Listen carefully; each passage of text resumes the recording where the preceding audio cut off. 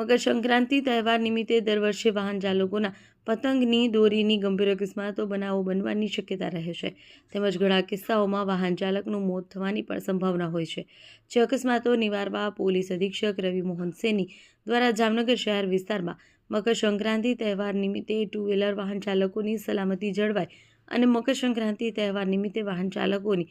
સલામતી બાબતે અવેરનેસ લાવવા અને પોલીસ અને પ્રજાજનો વચ્ચે એક વિશ્વાસનો સેતુ બંધાય તે બાબતે સૂચનાઓ આપેલ હોય, જે અન્વયે નાયબ પોલીસ અધિક્ષક જયવીરસિંહ ઝાલા માર્ગદર્શન મુજબ આજરોજ ટ્રાફિક શાખાના પોલીસ ઇન્સ્પેક્ટર MB ગજરની આગેવાનીમાં અંબર ચોકડી ખાતે police sub inspector RC Jadeja, police sub inspector AH ચોવટે એ રીતે 2 ટીમો બનાવી સલામતીના ભાગરૂપે ડ્રાઈવનું આયોજન કરી આશરે સંખ્યાબંધ ટુ વ્હીલર વાહનોમાં સેફ્ટી ગાર્ડ લગાવી આપવામાં આવ્યા છે. જામનગર ટ્રાફિક પોલીસ દ્વારા જામનગર શહેરવાસીઓને મકર સંક્રાંતિ તહેવાર નિમિત્તે પોતાની સલામતી જળવાઈ રહે તે માટે પોતાના વાહનોમાં સેફ્ટી ગાર્ડ ફરજિયાત લગાવવા અપીલ કરવામાં આવી છે.